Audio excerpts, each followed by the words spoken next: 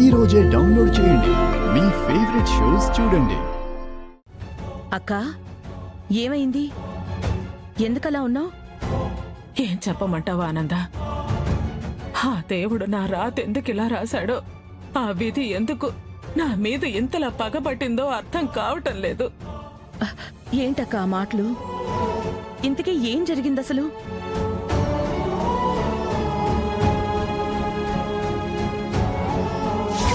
ఆ బిడ్డ జననం మీకు మరణం.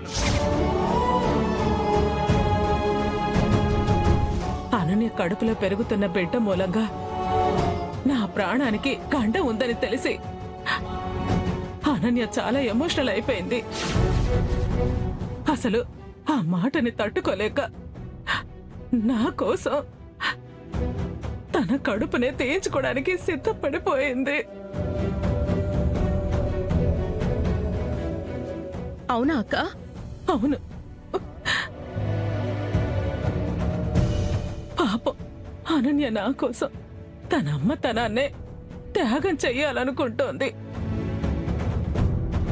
కానీ తర్వాత తను పడే మానసిక క్షోభ గురించి ఆలోచించటం లేదు. పిచ్చిపిల్ల, ఏంటో ఈ దురదృష్టం. ఇంటికి వారసుడు రాబోతున్నాడన్న సంబరం కొంతకాలం కూడా నిలవలేకుండా పోయింది.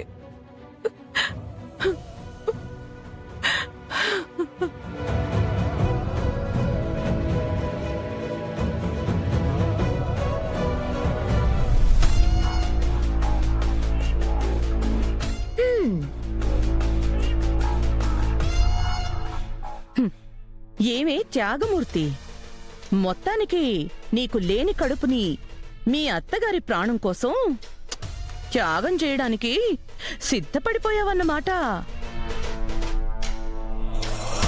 ఆ లేని ప్రెగ్నెన్సీని ఇప్పుడు నువ్వు ఎలా తీయించుకుంటావో నేను చూస్తాను. ఏయ్, నీకు పిచ్చెక్కిపోయే సీక్రెట్ చెప్పనా?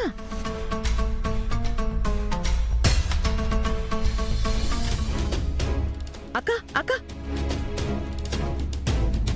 మన ఇంట్లో త్వరలోనే వారసుడు అడుగు పెట్టబోతున్నాడు కదా.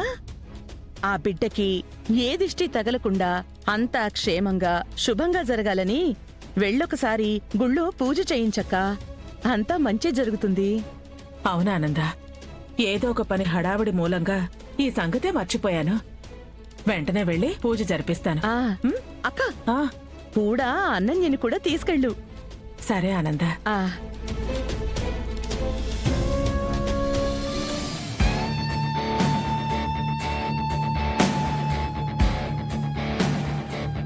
అంతేకాదు త్యాగరాణి,